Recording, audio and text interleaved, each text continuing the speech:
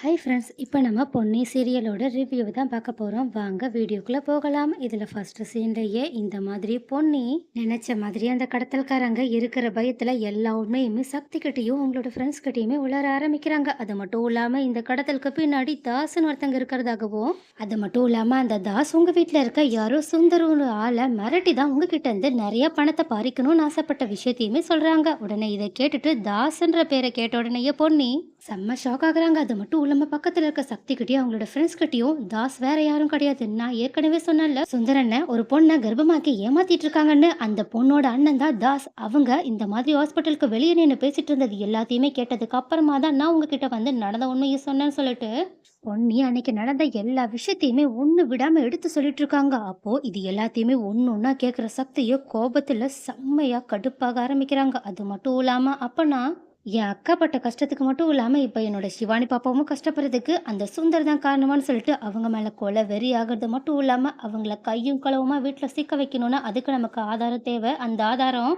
தாஸ் ஒருத்தர் மட்டும்தான் சொல்லிட்டு நினைச்சது மட்டும் இல்லாம இந்த விஷயத்த அவங்களோட ஃப்ரெண்ட்ஸ் கிட்ட சொல்ல, உடனே இதை கேட்டுட்டு அவங்களோட ஃப்ரெண்ட்ஸுமே முதல்ல நம்ம போலீஸ்க்கு போகலாம், போலீஸ்காரங்க கண்டிப்பா இவன் சொன்ன தாஸ்ன்ற ஆளை நமக்கு ஈஸியாவே கண்டுபிடிச்சு குடுத்துருவாங்க. ஒரு வேளை அவங்க கண்டுபிடிச்சு குடுத்துட்டாங்கன்னா, அவ்வளோதான். உங்களோட வீட்ல இருக்கவங்க அத்தன பேருக்குமே நம்ம உண்மைய ஆதாரத்தோட நிரூபிச்சிடலாம். ஏன்னா, இதுக்கு முன்னாடியே அந்த சுந்தர் ஏதோ பிசினஸ்ல ஏமாத்திட்டாங்க, கையாடல் பண்ணிட்டாங்கன்னு நீ சொன்ன விஷயத்த வீட்ல இருக்கவங்க யாருமே நம்பல. அதுக்கான முழு காரணமே அவங்க இந்த மாதிரி உங்களோட அக்கா புருஷன் மேல வச்சிருந்த அதிகப்படியான நம்பிக்கை மட்டும்தான். அது மட்டும் இல்லாம, இப்போ நீங்க ஆதாரத்தோட சொன்னீங்கன்னா, ஒருவேளை அவங்க உங்கள நம்பவும் வாய்ப்பு இருக்கு. அது மட்டும் இல்லாம பொன்னி சொல்லியிருக்க விஷயத்துல உண்மை இருக்குன்றத நம்மளால நிரூபிக்கவும் முடியும்னு சொல்லிட்டு இந்த வாய்ப்பை நம்ம பயன்படுத்தி நம்ம சுந்தரோட முகத்திரையை கிழிக்கிறதா நல்லது. அதை விட்டுட்டு வீட்டுக்கு போய் சண்டை போடுறதுல எந்த ஒரு பிரயோஜனமுமே இல்லைன்ற விஷயத்த சொல்றாங்க. உடனே இதை கேட்டுட்டு பொண்ணியுமே எனக்கும் அப்படிதான் தோணுது. முதல்ல நம்ம ஆதாரத்தை கண்டுபிடிப்போம், அதுக்கப்புறமா நம்ம வீட்டுல போய் உண்மையை சொல்லுவோம்னு சொல்ல உடனே சக்தியும் பொண்ணியும் அவங்களோட ஃப்ரெண்ட்ஸும் சொன்னது கரெக்டு தான் சொல்லிட்டு நினச்சது மட்டும் இல்லாமல் உடனடியாக போலீஸ் ஸ்டேஷனுக்கு போகிறாங்க. அது மட்டும் இல்லாமல் போலீஸ் ஸ்டேஷனில் நடந்த உண்மை எல்லாத்தையுமே சொல்லிட்டு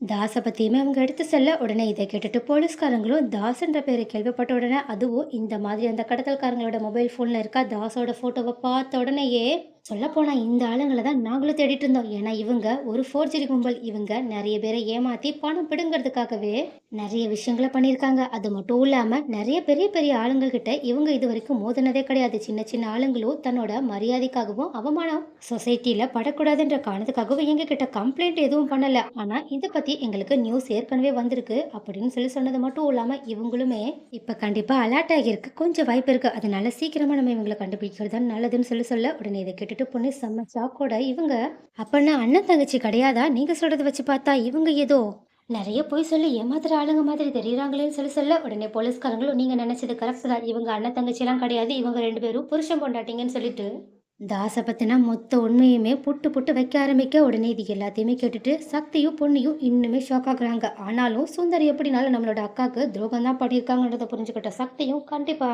நான் அவங்கள இந்த விஷயத்துல மன்னிக்க போறதே கிடையாதுன்னு சொல்லி நினைச்சது மட்டும் இல்லாம போலீஸ்காரங்க கிட்ட சீக்கிரமா நீங்க எங்களுக்கு அவங்களை கண்டுபிடிச்சு தாங்கன்னு சொல்ல உடனே போலீஸ்காரங்களும் நாங்க அதுக்கு தான் ட்ரை பண்ணிட்டு இருக்கோம்னு சொல்லிட்டு ஃபோன் சிக்னலை வச்சு தாஸோட மொபைல் எங்க கனெக்ட் ஆயிருக்குன்ற டவர் லொகேஷன் வச்சு ஒரு வழியா அவங்க தாஸ் எங்க இருக்காங்க அவங்களோட மனைவி எங்க இருக்காங்கன்ற விஷயத்த கண்டுபிடிச்சது மட்டும் இல்லாம உடனடியா ஒரு போலீஸ் குரூப்பையே கூட்டிட்டு போயிட்டு தாஸையும் அவங்களோட ஒய்ஃபையும் கைது பண்றாங்க. உடனே இந்த மாதிரி போலீஸ் திடீர்னு வந்து தங்களை கைது பண்றதை கொஞ்சம் கூட எதிர்பார்க்காத தாஸ் அவங்களோட ஒய்ஃபும் ஒரு பக்கம் செம்ம அதிர்ச்சியில இருக்கிறது மட்டும் இல்லாம இன்னொரு பக்கம் இது எல்லாத்துக்குமே காரணம் பொண்ணையும் சக்தியும்ன்றதை தெரிஞ்சுக்கிட்டு அவங்க மேல கொலை வெறியும் ஆகுறாங்க. அது மட்டும் இல்லாம அந்த சுந்தர் மட்டும் ஒருவேளை நம்ம நினைச்ச மாதிரி நடந்துட்டு இருந்திருந்தானா இந்நேரம் நமக்கு தேவையான பணமும் வந்திருக்கும், நம்மளும் செட்டில் ஆயிருப்போம். இதுக்கு ஒரு வகையில அந்த சுந்தரும் காணோன்னு சொல்லிட்டு சுந்தர் மேலேயும் கொலை காண்டாகிறது மட்டும் இல்லாம இதுக்கப்புறமா நம்ம போலீஸ் கிட்ட சுந்தரை மாட்டி விட்டாலும் மாட்டி விடலனாலும் நமக்கு எந்த பிரச்சனையும் வரப்போறது இல்லை. ஒருவேளை நம்ம சுந்தர பத்தின உண்மையை சொல்லிடுறோம், ஆனா அதுக்கு பதிலா எங்களோட தண்டனை காலத்தை குறைச்சிருங்கன்னு சொல்லிட்டு இவங்க கிட்ட நம்ம கேட்டா கண்டிப்பா அவங்க நம்ம மேல பரிதாபப்பட வாய்ப்பு இருக்குன்னு சொல்லிட்டு நினைச்சிட்டு இந்த விஷயத்த பொண்ணுகிட்டயும் சக்தி கிட்டயும் சொல்ல உடனே